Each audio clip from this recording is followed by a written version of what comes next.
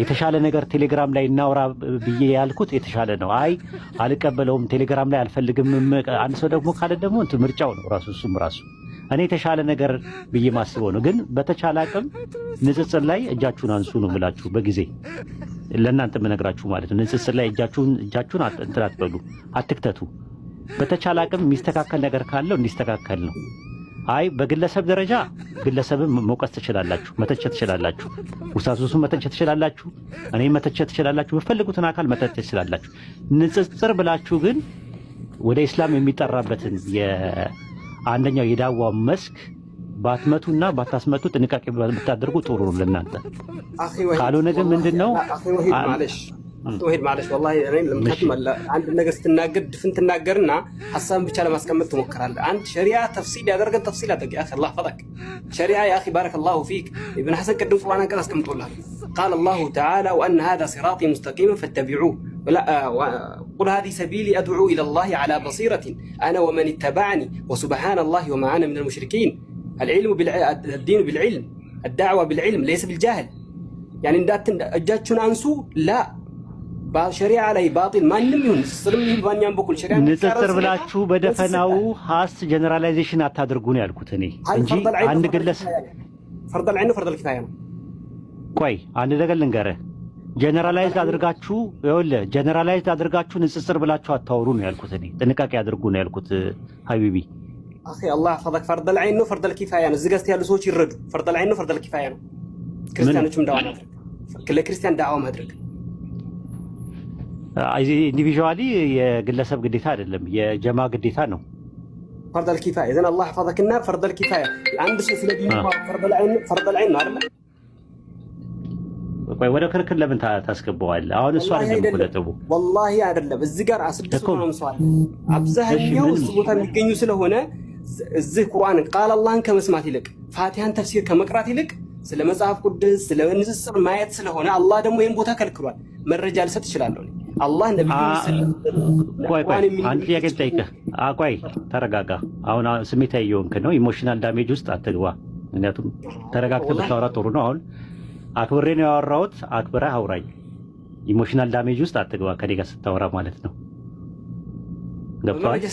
በመረጃ ከስተናገር ኖ ተረጋጋ ነው ያልኩህ እኔ። ተረጋጋ ነው። ኢሞሽናል ዳሜጅ ሆነ ነው የምታወራው። ስለዚህ ተረጋጋ።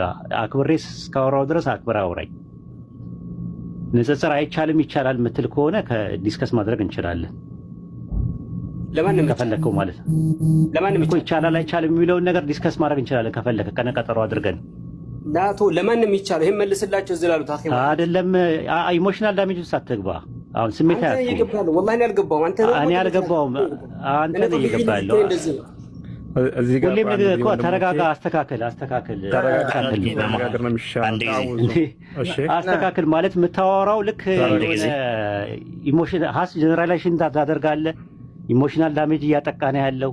በጣም ተረጋግተህ የማታወራው አንተ። እኔ ተረጋግቼ አክብሬ ነው የማወራው። ግን ወደ ክርክር ነገሮችን ታመራቸዋለህ። እኔ ምክንያቱም እኛ ምንድነው አንድ አቋም ማለት ከድጡ ወደ ማጡ ነገር እንዳይሆንብን ኃላፊነት አለብን። ሰለምቴዎችም ሲመጡ አቂዳችን ተመሳሳይ አቂዳ ሲሆን ጥሩ ነው። ሰውን ግራ ከማጋባት ዛሬ ከኦርቶዶክስ ከካቶሊክ ውስጥ ማርያምን ገብርኤልን በሌሉበት መጥራት የለብህም ብለን አምጥተነው ጠርተነው ደግሞ ሄዶ ቀብር ላይ የሞቱ ሰዎችን ድረሱልኝ እያለ ኢስቲጋሳ የሚያደርግ ከሆነ ለውጥ የለውም ለኔ። ከድጡ ወደ ማጡ ነው የሚሆነው። ያ እንዳይሆን የአቂዳም እንትኖች አሉ፣ እኛ ጋር ትምህርቶች አሉ ያስተምራሉ። እና ምን ለማለት ፈልጌ ነው፣ ንጽጽሩ በራሱ ችግር ካለበት ንጽጽሩ ላይ መነጋገር እንችላለን። አንድ ሰው ንጽጽር ልማር ብሎ ሲመጣ መጀመሪያ የምንጠይቀው ነገር ምንድነው? ዲናችሁ ላይ መጀመሪያ ሪኮመንድ የምናደርገው ዲናችሁን ብትማሩ የተማራችሁ ከሆነ የራሳችሁ መሰረታዊ ትምህርቶች የምታውቁ ከሆነ ስንላቸው አሁን እናውቃለን ካሉ ይገባሉ፣ ይማራሉ። ከዛ በኋላ ግን እነማን ኮንትሮል ለማድረግ አናውቃቸውም ራሱ። ምክንያቱም ቴሌግራም ላይ ያለው ዩዘር ኔማቸውና ቲክቶክ ላይ ሲመጡ ያለው ዩዘር ኔማቸው ይለያያል። አናውቃቸውም እና ሄደው ማስተማሩ ቲክቶክ ላይ የተከለከለ ነው ምናምን የሚባልም ነገር ክልክልም መሆኑም ካለበት ደሊል ተገኝቶ ምን ተብሎ ተመካከረንበት ካለበት ይቅርም ከተባለ ይቀራል።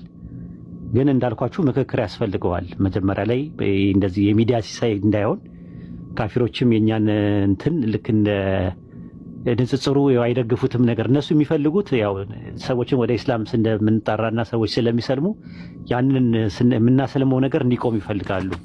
ማለት ማስተማር መተቸት ምናምን አልቻሉም። አሁን በቃ መቋቋም አልቻሉም። ያ ስለሆነ ምንድነው እያደረጉ ያሉት?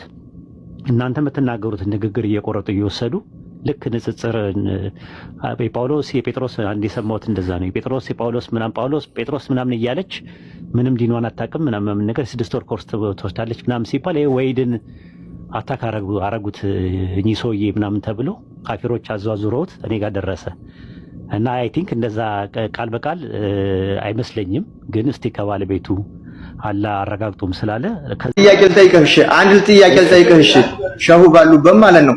አሁን የእናንተ ዓላማ ወደ እስልምና መጥቶ ሰው እንዲድን ነው የምትሰብኩት፣ በመስጊድም ሆነ በእንደዚህ አይነት በሚዲያ ሰውን ለማዳን ነው ነብያትም ሆነ ማንኛውም ሰው የሚሰብከው አይደለ? እሺ እግዚአብሔር ይስጥህ።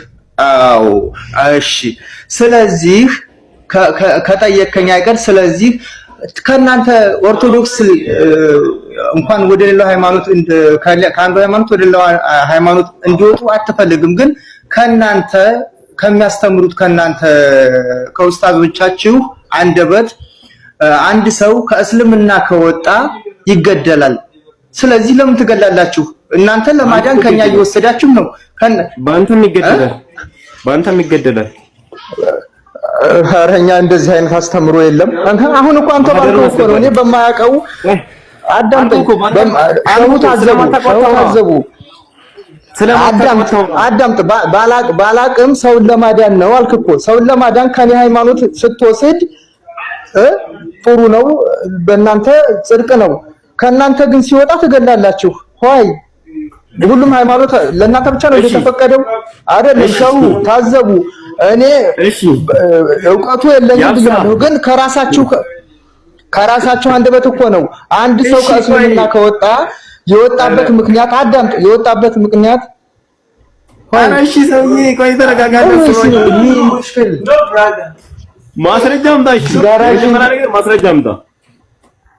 የሁለተኛ ሲቀጥል ማስረጃ የመጀመሪያው ነገር ግደሉ እንደምንል ማስረጃ አምጣ። ሁለተኛ ነገር ጀሚልና ልጅየው ይሄ እኮ አላውቅም እያለ እኮ ነው። ልጅየው የሚዋይ አይደለም። ልጅየው ሸሁ እኔ እኮ ግርም የሚለኝ ሸሁ አንቱ ከኔ ትሻላለህ። እኔ እኮ ስገባ እውቀቱ የለኝም አልኩት እኮ። ለምን እንደሚደናቆር አይገባኝ። እውቀቱ የለኝም። ግን ከዚህ አንፃር ለምንድን ነው እንደዚህ የምናደርገው? ሁላችንም በየራሳችን ሃይማኖት እንትን እንበል። ከዛ ውጪ ደግሞ ወቅቱን የጠበቀ አይደለም። አሁን ሰው በጦርነት የሚሞትበት ረሃብ የሚቆላበት ወይ እናንተ ሰው አልሞተ ከሆነ ወይ አልተራበ ከሆነ አይዶን ነው። ስለዚህ የምንድንበትን ወንድሞቻችን በጦርነት እንዳይሞቱ ረሃብ እንዳይገላቸው የምንወያይበት ወቅት ነው እንጂ ለምን ልዩነታችን እኔ ማንንም ላቋሽ አልመጣሁም። ልዩነታችን በሰፋ ቁጥር መንግስት አንድ ሰው እኮ ነው፣ ግን በቀን ስንት ሰው ነው እየሞተ ያለው? ስለዚህ ሞታችንን እያፋጠን ነው። በተለያየ ንቁጥር ልዩነታችን በሰፋ ቁጥር አዳምጠኝ። አሰላሙ አለይኩም። ልዩነታችን በሰፋ ቁጥር እኔ እኮ አውቃለሁ ብዬ አልመጣሁኝ። እኔ ግርም የሚለኝ